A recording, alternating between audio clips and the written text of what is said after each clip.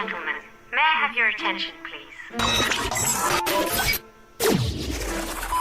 You're listening to Nosebleed Radio. Here's your host, Tucker Franklin.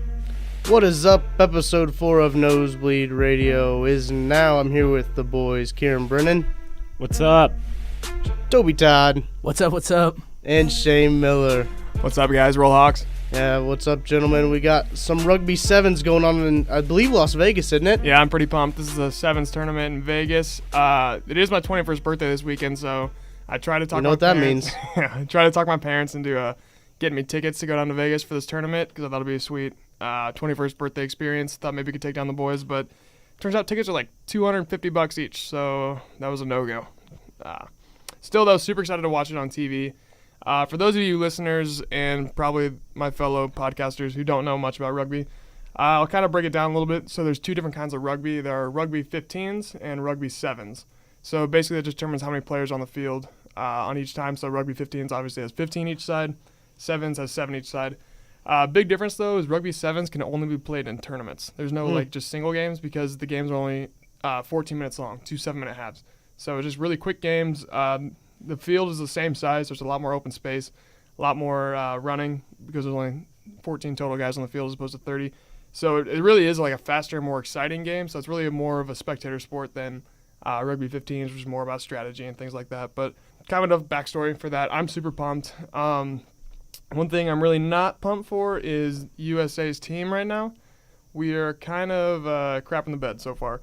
So right now, as we're seeding, so the way these tournaments work for Rugby 7s is every year there's like 10 tournaments. Dubai, Cape Town, Sydney, Hamilton, Las Vegas, which is one coming up, then Vancouver, Hong Kong, Singapore, London, and Paris. And then at the end of the year, like whoever has the most points, you get points for winning a tournament, is like the champion or whatever. And they're actually having the Rugby 7s World Cup in San Francisco this year in July, so that'd be kind of a cool trip also, but I'm sure that's super expensive. But right now, as it were, the USA is sitting 7th. Dubai tournament to open the season, we got dead last, went 0-5, got 1 point from that. So we are a bit behind the others. South Africa is leading right now, leading the charge. They got 77 total points, finishing first in Dubai, third in Cape Town, and then second in Sydney and Hamilton. So they're by far the favorites, which is why they're my second favorite team. But regardless. Bandwagoner. Yeah, no, I've always been a South Africa fan ever since Invictus. It's a good movie. That's a good movie. Yeah, that's a great movie. I like that movie a lot. Yeah, you like South Africa so much. Name 3 of their albums. There's a one by Toto, I'm pretty sure. This is regular Africa. Yeah, anyways, though, so South Africa should win in this one. They're coming off 2 second places, so they'll be looking to finish with another number 1. Another team, though, that's doing really well is Fiji. They're top 3. I love watching Fiji play. They have a very fluid type of play, I would put it that way. These guys have all grown up together. Fiji, I don't know if you guys know, is a very poor island nation. Not a lot of people there. So the guys who are on Fiji's national team have been playing together for years and years and years. So they have a really good chemistry. Yeah, so you're not talking about the fraternity? I'm not talking about the fraternity, no. Okay. I'm talking about the island nation in the Pacific Islands. Okay.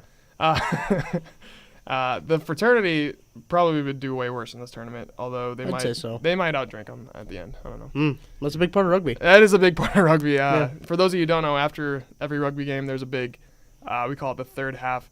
It's basically just a party for both teams. You get together, there's drinks and food and rugby songs, so it's a pretty good time. That's another reason why rugby is the best. But Fiji's just a really fun team to watch. I mean, have you ever seen their training videos? Since it's a really poor country, they're basically just throwing rocks around and running around the sand, and they're still top 3 in the world. I think it's incredible. They won the Olympics actually last year.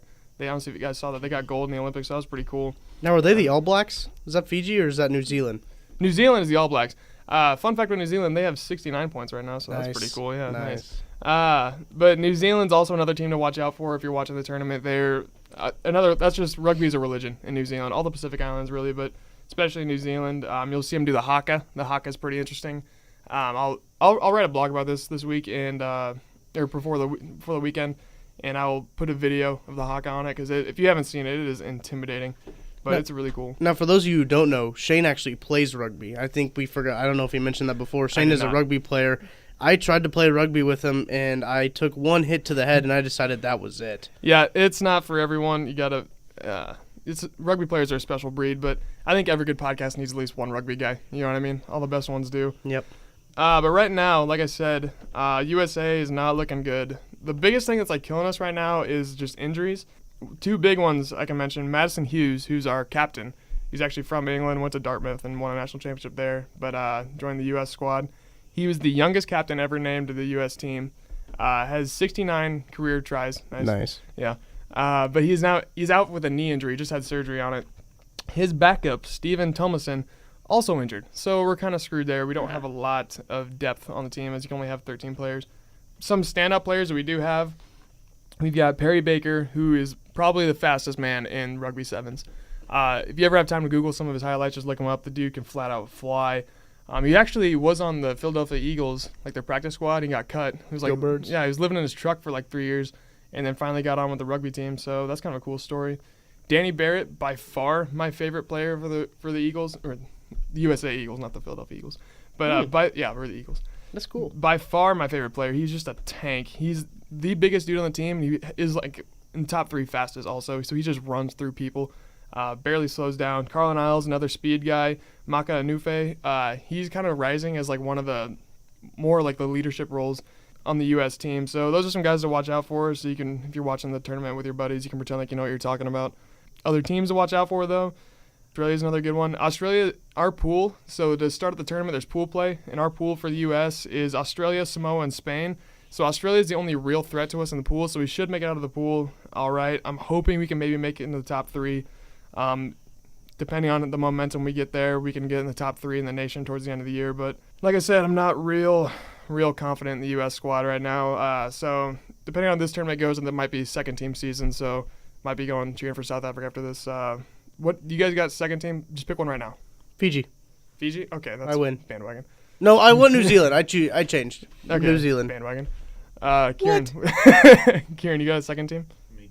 You just told me to choose, and I just chose one. Yeah, I meant to pick a more interesting one. Let me do a quick. Oh, well, what do you want me to pick? The Papua New Guinea? Samoa, dude. Samoa's dope. Yeah, there's a lot of WWE wrestlers from Samoa. Samoa Joe. Yeah. I have a rugby joke to tell you. Ready? Yep. What do you call 15 guys sitting around a TV watching the Rugby World Cup final? What? The Scottish rugby team. I don't get it. They're not historically very good, is the joke. All right, I'm going to go Ireland due to my Irish roots. And they got, what is that, three-leaf clovers? So that's pretty good. Oh, that's really lucky. That's pretty lucky. That's good rating. That's 9 leaves. Tuck's not good at math, but we still love him. Along the lines of Kieran, I'm going with the Great Britain squad. Great Britain, or are they England? Who knows? Who knows over there? But that'll be my squad too. I've got ties there. You can tell by my teeth. Very out of place. So England's my team. And another question for you. Is England your city? England is my city. And another question for you.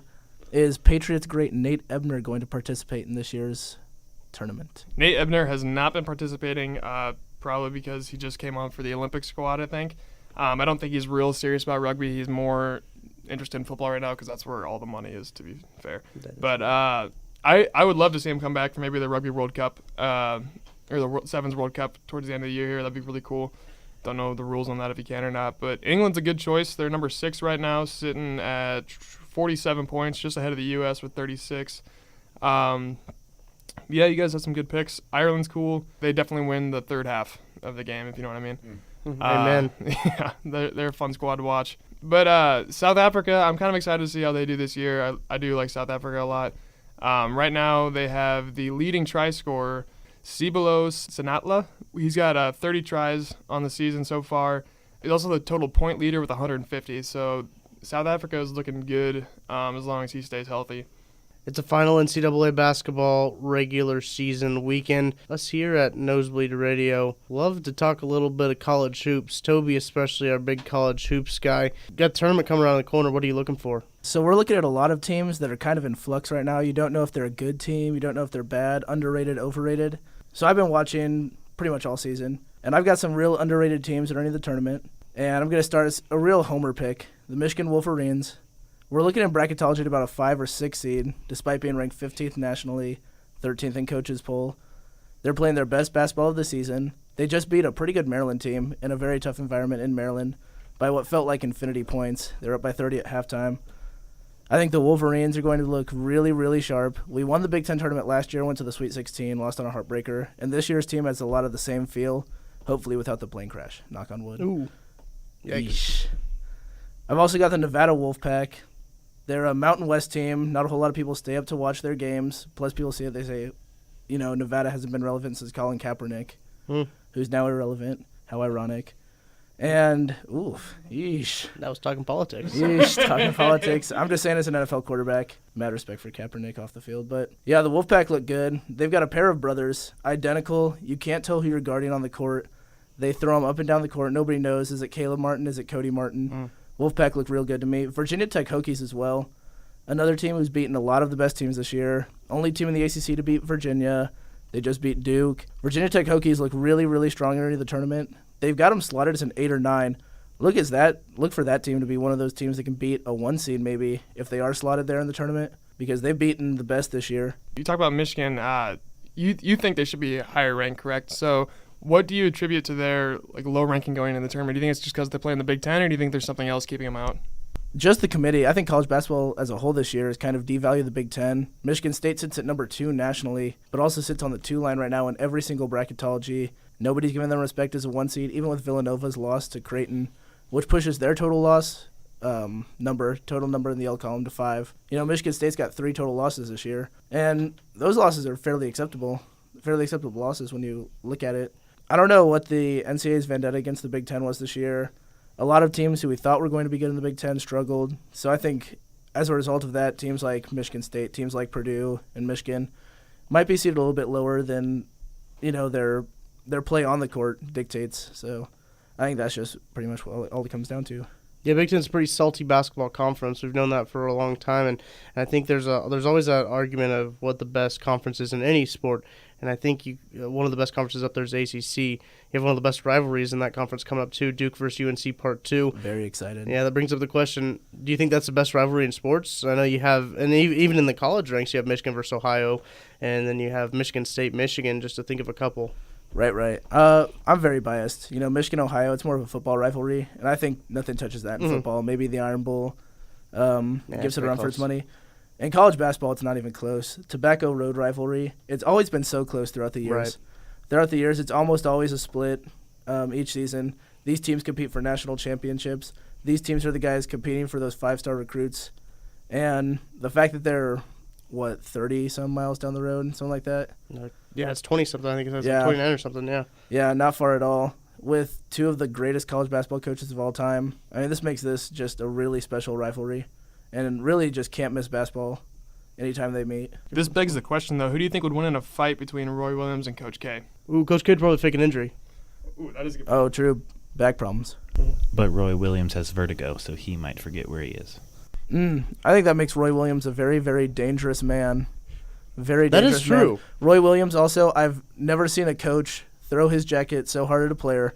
Roy Williams has that fire and that passion. I think in a fight. Coach K did just get paid, too. $8.98 million is Pretty what his boy. contract was. Yeah, pretty boy. Doesn't want to get hurt. You got all that money.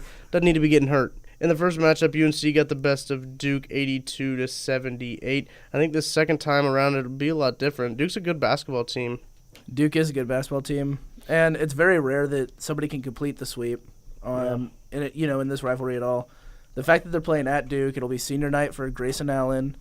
Duke will be really motivated, and I just think this time around you've got to give it to Duke. North Carolina, they're also coming off their most heartbreaking loss of the season against Miami. Wrote a blog about it. Go view it. I just think Duke as a whole is a more talented team right now, and I've got them winning. Close game, probably somewhere in the 8 to 12 point range over North Carolina this Saturday. I'm going to predict Duke. I agree with Toby. I think it's hard to beat a good team twice, especially a team like Duke that's just consistently good throughout the years. I would like to see Duke lose because I hate Grayson Allen and I would love to watch him cry. But I don't think that UNC can beat him twice in a row like this. I think it's too tough.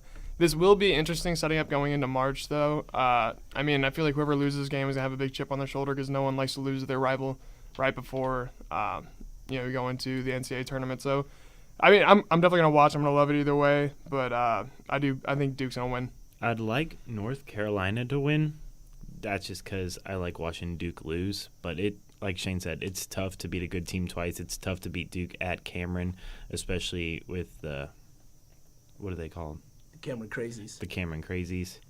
It'll be a tough place to win. I'd like to see North Carolina win, but on senior night, it's tough to beat any team. So, and it's interesting here. I'm just looking up just some stats about the series in general. North Carolina leads the all-time series 135-110. Mike Krzyzewski in his career is 1,202 wins and 277 losses. Against UNC, he's 45-40. So, I mean, it's a rivalry that is, I think, unmatched, really. This rivalry is not dominated by one team. And I think that since UNC won the first one and this one's at home for Duke, I obviously think Duke's going to win pretty easily, actually. I think it won't be close. I'm going to say it's, let's go 80-73. Can we talk about this real quick? Since when the hell is there a silent K? I hate that about Coach K. Like, that is the most annoying thing in the world. Can you not change that at some point? Like, when they came, I'm assuming they came and immigrated to America. Like, wouldn't you think that'd be the first thing you change when you get here to make a more, like, pronounceable name? It doesn't look like it's just a train wreck on paper. I mean, the silent K is the least of our worries. It's the fact that it's pronounced Krzyzewski and it's like KRZ. Like, those are the first two letters. That's like Mark Zepchinski for the Cardinals. His first letter was like an R. So, like, there's no way of telling. That's one where you're just like, I'm throwing up the white flag. How are you going to say this? I think it would be an interesting study to see how many players in the ACC can spell Krzyzewski's name, and then kind of judge, schools based on that. I bet Boston College guys, I'm going to say about 60%. I'd say Florida State guys probably about 12, 15. Miami at 0. Miami 0. Yeah, speaking of like a third grade reading level, can you imagine growing up with the name Krzyzewski like that and trying to like all your friends are never going to pronounce it. There's no way he could pronounce it till he was 12 years old. Like, that had to be a nightmare growing up with that. Seeing all those letters in the name reminds me of that SNL sketch that Chance the Rapper did. It's an S, a K, and a J all next to each other, so that's a nope. Yeah.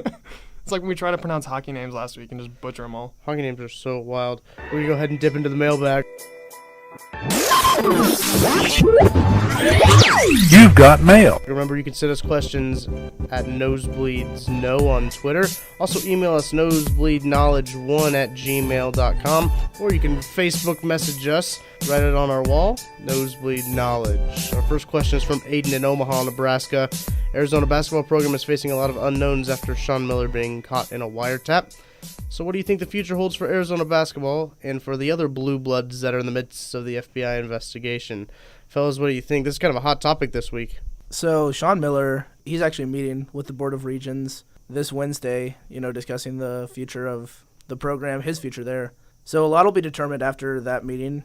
I don't think it means as much for these other schools that haven't necessarily been caught yet. And you've got a lot of guys who are active in college basketball, like guys under investigation for actively being paid. And they're playing. DeAndre Ayton for Arizona, he's out there playing basketball still.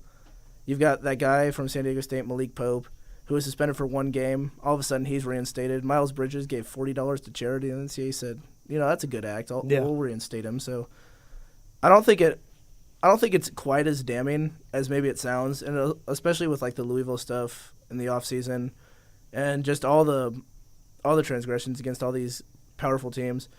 I don't think it'll completely destroy the program. I don't think it's death penalty worthy. We already see an immediate impact. Sharif O'Neal decommitting from Arizona, going to UCLA. So they'll lose recruits, certainly. I don't think it'll do a whole lot to the basketball program itself. I mean, Louisville went through way worse. They're still, right there on the bubble, make the NCAA tournament this year, projected in the tournament as of now. So I think looking down the road is too hard until we find out what happens with Sean Miller. Coming out on Saturday, Darren Rovell said that Sean Miller's contract as written somehow pays him more for getting fired with a cause than without a cause. So if Sean Miller is fired with cause, which if he was fired now it would be with cause, approximately $5 million more. He'd be paid $10.3 million versus $5.5 million if they'd fired him for no reason. So that's just good contract negotiation by him, I guess. How the hell does that work out? I don't know how you get that in the contract. God, I want that on every contract I get. Holy crap. I don't know. The NCAA is kind of just this governing body that just wants control over everything so that everything that people do can be seen as a violation. And some of these, they're going to hurt a lot of basketball programs out there. But it also makes you think, like, maybe the NCAA needs to change some of their rules because last year they suspended a guy for having a YouTube channel. And I know Tucker and I were watching this documentary that Arian Foster was on, and the players were starving, and they didn't have any money because they didn't have time to go get a job. So the coach went out and bought them tacos, which is a violation. So everything's a violation. I think the NCAA should really loosen its standards on what's a violation, because the fact that a player getting paid $100,000 might be the same punishment as a player having a YouTube channel. It's just ridiculous, to say the least. Speaking of the NCAA, though, this was an issue that was brought up on that TV show Blue Mountain State. Just it was like a joke, but at the same time, it made me think a lot. Who the hell is the NCAA? Like, how do they get their jobs? Why do they get to govern everything? Like, we don't vote them in, but they make legislation basically that rules over all of college sports. Like, that doesn't. They basically have monopolized college sports, so there could be no other league, and just completely rule it with an iron fist. An interesting thing I heard today is someone said that the NCAA is such a weird organization because players go from playing in there to, once they leave, absolutely hating it. And you don't hear a lot of players that talk good about the NCAA. I can't think of one. And I know that LeBron James said that he was in talks with Adam Silver for making a farm system so kids don't have to go through the NCAA. And they force upon these kids the term amateurism that they made up, and force it on them so that they don't have to pay them. So I thought about that, thinking of farm systems and things like that, but I guarantee the NCAA has so much control over the TV channels and things like that. There's no way you could get one that would be worth anything because... Well, it'd be from the NBA, though. Yeah. You have to think that. I guess that is true, but I still feel like it'd be really, really difficult to get something going. The NBA basically... Turner Sports has the NBA on lock for a while. Yeah. I'm not sure the terms of the contract, but Turner Sports does mostly everything for them, and I think they'd be able to get it on TBS, TNT. But if you think about the G League right now, that's basically a farm system. I think LeBron just wants to open it up so it's not just players who've been drafted, but players from high schools and stuff. Doesn't Turner Sports also do the March Madness tournament? Yes. So do you think would the NCAA still do it through Turner Sports if they did this this farm league or whatever? I bet that would get changed. I think that would be a big hit to their income. I mean, but money's money. So if Turner Sports is going to help the NCAA make money, NCAA is probably greedy enough to stick with them no matter what is happening with the other basketball players. One thing that's also interesting to think about is the NBA Players Association changed the rule where you can come straight from high school to go to the NBA. A lot of guys like to take advantage of that when they were high school, those top 10 guys. They'd all just go to the draft. They'd forego college entirely, make sure there were no violations. They'd get their money, and they'd be set pretty much. But one thing that's also interesting is there's a reason they changed that. I think a lot of guys came straight from high school. They weren't ready. They weren't tutored by anybody who cared about them as individuals. It's just high school teachers, who were saying, this is our best player, NBA, have him. And then I could tell everybody, hey, I coach this NBA guy. They kind of go somewhere. They want him to grow up. They want him to learn. And that option's actually open. You can go to the G League right after high school if you so choose. You just have to spend one season, just another type of organized basketball. Or the G League's an NBA affiliate, but that's what Ferguson was going to do. Terrence Ferguson, now of the Oklahoma City Thunder. He was debating between going overseas, playing in the NBA G League. He chose to go play overseas. They pay a little bit better there than they do here in the G League. But that option is still open for players. They don't take it because you get more exposure playing college basketball in America. And even with the NCAA and how corrupt it is, I don't think it taints the game of college basketball that much that it would affect kids from leaving. So, if there's a way to make the NCAA more transparent, just like it is with pretty much any higher-up organization in sports, if there's a way to make it more transparent, I think we'll see far less problems like this. We'll go ahead and move on to our next question. What are you guys looking forward to this next upcoming NFL season? That's from Josh from Des Moines. The biggest thing I'm looking forward to for the NFL is just there's so many unknowns in the NFC East. I mean, you guys all know I'm a Cowboys fan, so the biggest thing for the Cowboys I'm looking forward to is seeing Dak and Zeke back together and see if they can actually produce on the field like they did their rookie season. Because last year, you really couldn't tell if it was a sophomore slump for Dak or if it was because Zeke wasn't there to balance out the running game and the passing game. So I think this season we'll get some of those unanswered questions answered. But also look at all the changes that happened in the NFC East. You got the Giants will have a whole new coach. They'll get a lot of their guys back, like OBJ should be coming back. The Redskins got a whole new quarterback. Who knows how Alex Smith will do in that system, if he'll produce the same way he did in Kansas City or if he'll flop. We really don't know that answer either. And then the Eagles also coming off a Super Bowl, they're going to have a Super Bowl hangover. Who's going to play, Nick Foles or Carson Wentz? I think Carson Wentz will if he's healthy. But still, are you going to abandon the guy who won you a Super Bowl? There's so many unanswered questions that the NFC, I think, right now is just kind of a crapshoot as to see what's going to happen and what's going to come out of it. Yeah, the Giants are basically getting their entire receiving core back with Yeah. OBJ, Brandon Marshall. I know Sterling Shepard played some last year, but Also, he was riddled with injuries. Eli Manning, is he going to do anything this year? He got benched for the first time this last year, so we'll see what happens there also. And they have, what's his name, Toby Davis-Webb, is that? Right. Davis-Webb. And they also have the second pick in the draft, which if they're rolling with Eli Manning, they might as well take Saquon Barkley because they haven't had a good running back since, Ahmad Bradshaw. So it'll be interesting. The Giants have the potential to be the most improved team in the NFC East, but it'll be a really competitive division. I think more competitive than people think. I think the drafting process is going to be real interesting for the East. If the Giants get Josh Rosen, where do they go from there? Because Eli Manning could be that mentor that sits on the bench if he starts to struggle early in the year like he did this year. And that division is just completely flipped on its head. You've still got to think, though, the Eagles, after the season they've had, we haven't heard anything about them in free agency, not making moves or anything. You'd figure that's still the team to beat there next year. Yeah, I'm really looking forward to see what Blake Bortles does next year after getting paid. Kind of can relax a little bit, not a contract year for him. You see guys after they get their money, they get paid, they kind of ease up a little bit. We all know that Blake Bortles isn't a premier, probably top-tier quarterback. He's probably middle of the road, but the Jaguars thought that he was their quarterback. I'd say he's top 32 last year. He's top 32. Yeah. He had more than 32 quarterbacks play last year. Yeah, I'd still say he's top 32. Top 32, yeah. But I think it'd be interesting to see what the Jaguars do. They played really well, made it to the AFC Championship game, and I really would have liked to see them win it, make it to the Super Bowl, and I think that they have the team to do it again. AFC South football next year is going to be pretty intense, I think. Yeah, I'm pretty excited. That's one of the things, obviously, I'm looking forward to is whether or not Andrew Luck comes back the same Andrew Luck. I'm excited. I saw for the Colts, I saw the improvements that Chris Ballard made last year and hoping he can only make more. But the Texans, we saw how good Deshaun Watson played last year. Hopefully, he'll come back healthier. I don't like to say I hope for players to get injured, and that was a gruesome injury. But hopefully, he'll come back healthy and play well. Marcus Mariota, hopefully he gets healthy. And then Blake Bortles. It'll be an interesting division with a lot of interesting quarterbacks. I feel like there are so many unknowns going into this NFL season, too. So many people are coming back. So many people made changes. It's really hard to, pin down who's going to be the team to beat. I mean, obviously, the Patriots are probably going to be the team to beat again in the AFC just because they always are. They're the juggernauts. Yeah, they're hard to beat. But still, even with the Patriots, you have the thing. You have the ideas of, is Bill Belichick getting too old? When's he going to retire? Is Tom Brady getting too old? When's he going to retire? Although I know he said he's got, 3 or 4 more years left in him. Who knows, honestly, how much more time he has left. The guy's kind of like a machine. But I really want to see the Bills do well again. I really liked when the Bills did well. Bills fans are awesome. They're hilarious to watch. And I think it's nice to see the people of Buffalo feeling happy once in a while instead of feeling like complete garbage. I'm fine with the Philadelphia fans feeling like garbage. They're garbage people. They destroyed a city after a Super Bowl win. But, I'd like to see Buffalo do well again.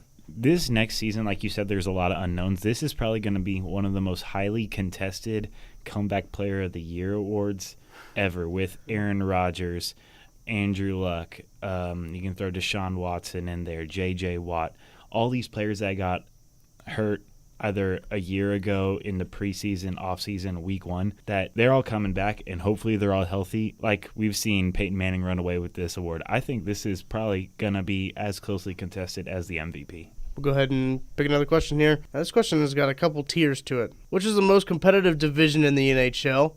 Which team from each division has the best chance to win the Cup? And which players or stories have been the most surprising or exciting for you this year in the NHL? Thank you to Zach from Bowling Green for sending that question in. Bowling Green, Missouri, not Kentucky. Yeah. Not to be confused. Missouri with an R-A-H at the end. So I'll go ahead and kick it off. I think the most competitive division in the NHL has obviously been the Central. You look at the Central Division stacked from top to bottom. You got the Predators with 87 points, Jets with 83. And then the third team getting that third wild card spot are the Wild with 79. Not very far behind them are the Stars with 76. Kieran's Blues kind of slacking behind a little bit, 72 points. Yeah, I know Kieran doesn't want to talk about the Blues. He's mentioned that many times to us throughout the week because they've gone down the toilet pretty much. But obviously, I still think it's the Devils' year. Devils are going to win the Cup in 6 games, calling it right now. But it's hard for me to overlook the Atlantic Conference as well. Just the top 3, Tampa Bay, Toronto, and Boston. 3 very, very solid hockey teams there. Tampa Bay, honestly, at the beginning of the season, I picked them to go to the Stanley Cup. I still think they're a big threat to anyone who's going up against them. So it'll be that'll be tough for Jersey to come back over again. But I think the Atlantic Conference, at least in the East, is the most competitive one. See, the Atlantic Division probably has 3 of the best teams, and I'm a big plus-minus guy. The Lightning have a plus-minus of 57, which is outrageous. But the thing is, they are very top-heavy. If you'll see 89 points for the Lightning, 85 for the Maple Leafs, 84 for the Bruins, the next closest is 64 for the Panthers.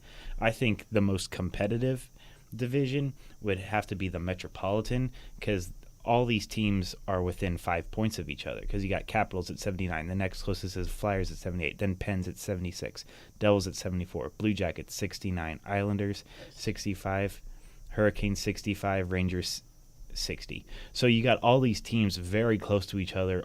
Each of them are competing. So I think this is the most competitive division. Now, is it the best? See, I'm not sure, but it's, in my opinion, it's by far the most competitive. Right, I'd agree with Kieran there, because you look at the other. I mean, you look at the other divisions, and Nashville and Winnipeg are sort of running away with that Central race. Vegas, I mean, they're head and shoulders above my Sharks in the Atlantic.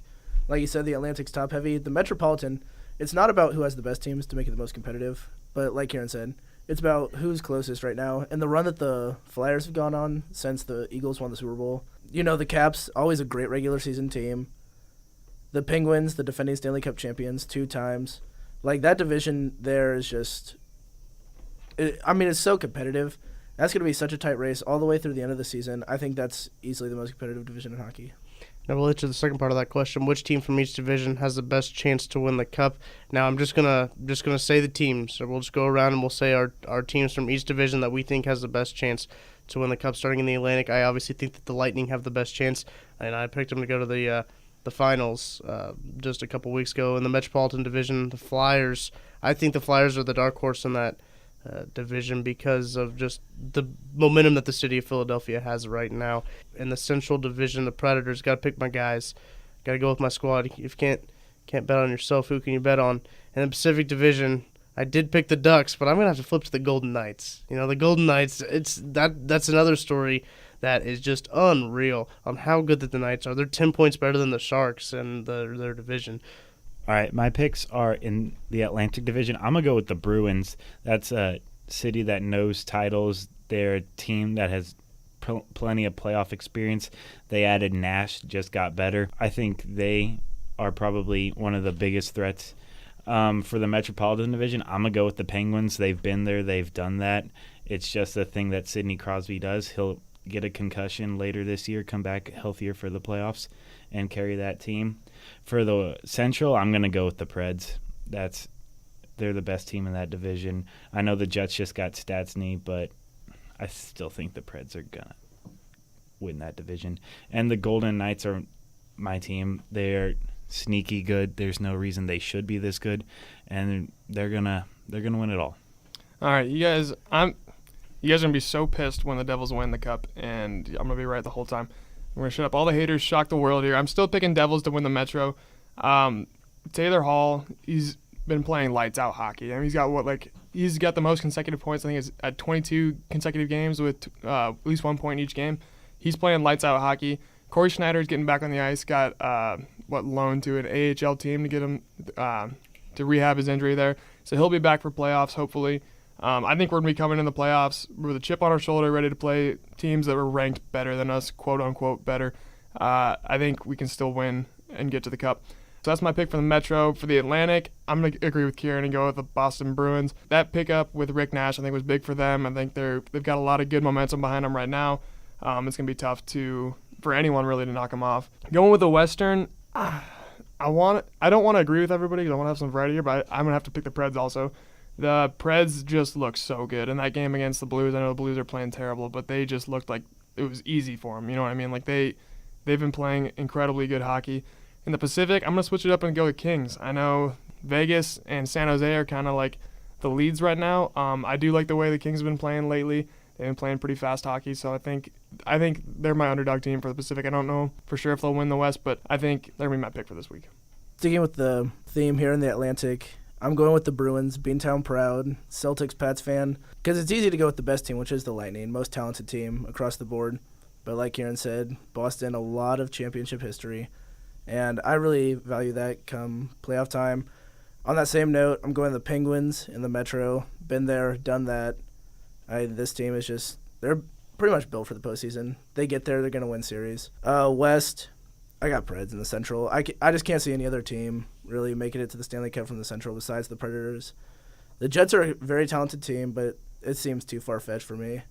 And then in the Pacific, I'm going with the Sharks because those are my boys. We're still a good team. Went to the Stanley Cup Finals 2 years ago, and we just got Evander Kane. And everybody knows that the Sharks were just one goal scorer away from becoming the best team in the NHL, which we will be by the end of the season. All right, final question here on Mailbag. This is from Tyler from Lincoln. Where will Kirk Cousins end up next year? Who wants to start us off? I mean, obviously, he's been talking a lot, like the Jets said, like money is not an issue. But I want to speculate a little more wildly than that because I think that's too easy of an answer. I think I could see Kirk Cousins going to Buffalo. Obviously, they don't have a whole lot of faith in Tyrod Taylor. They benched him last year for a guy who threw 5 picks in one game. So I do think they're still looking for someone to be that guy and be their quarterback. I think Kirk Cousins could be that guy for them, could be the quarterback. Something they're missing is just like a decent quarterback. Like I said, they really don't know what they're doing there. And so they got to see a little bit of, paradise last year when they made it to the playoffs for the first time after like 20 years or whatever it was. So I think they're hungry again to get to the playoff win. I think securing a good quarterback like Kirk Cousins could be something to put them over the edge, maybe win a playoff game. I'm going to go with, I think Kirk Cousins is going to end up with the Denver Broncos. Kirk Cousins is not a guy that takes a lot of risks. He is a guy who craves stability. In the summertime, he spends summers in his parents' basement. So that doesn't scream guy who goes to Buffalo on a whim. That doesn't scream this guy takes a lot of risk. This says, hey, this guy probably pulls an Andrew Luck, has a flip phone, probably hasn't sent a text message in 80 years. So I'm going to go Denver Broncos. Here's another good wild speculation if we're speculating. I'm going to go with the Minnesota Vikings. They didn't put a tag on Case Keenum. They had 3 of their quarterbacks up for free agency this year. Yeah, the Vikings may side with Teddy Bridgewater in this whole deal, but I think a real bang for their buck would be Kirk Cousins, a team that was a game away from the Super Bowl and could make it there with a quarterback like Kirk Cousins. We all know that Case Keenum really played out of his mind this year. There's no way that that's a Case Keenum that can be sustainably kept up. And remember, Shermer's out as offensive coordinator. Right. The Vikings are hitting the reset button on offense. You got one, Toby? Yeah, I'm just going to go with what I think is the obvious choice, the New York Jets. $70 million in cap space. No discernible quarterback right now. The Jets, they're kind of they've been a downtrodden franchise, to say the least. And the people in New York, I mean, they get antsy up there. They're very, very anxious to see their team succeed. I think bringing in Kirk Cousins would sort of ease some of the minds of the fan base in New York. I think the management, they cut Wilkerson a few days ago. They just cut Muhammad Wilkerson. Opened up a lot more cap space. I think Kirk Cousins is the likely target for that money. And I think the Jets is where it'll end up. I do not think there's a snowball's chance in hell Kirk Cousins goes to the Cleveland Browns. I think they are going to sign maybe A.J. McCarron. I think they get McCarron, yeah. I think they sign McCarron and then draft a quarterback. I don't think there's any way, even though Cleveland Browns have cap space out the butt, there's no way Kirk Cousins goes there. This is kind of what I predict for the Browns, though. Because, they wanted McCarron last season, but they missed the trade deadline because they're the Browns. I think they do the exact same thing again. I think they try to get A.J. McCarron, but somehow, some way, the front office is going to screw it up again, and they're going to have to draft somebody. He's going to go down the hole like it always does. Here at Nosebleed Knowledge, we added another member to our team, what makes us now 5. Andrew Wegley coming on. We will announce his arrival and give you all of his social media handles so you can go give him a follow. Make sure to check out his blogs. Great writer that we will have. I'm Tucker Franklin for Kieran Brennan, Shane Miller, and Toby Todd. This has been Nosebleed Radio, Episode 4. Remember to follow us on Twitter at NosebleedSnow. Like us on Facebook at Nosebleed Knowledge. Peace.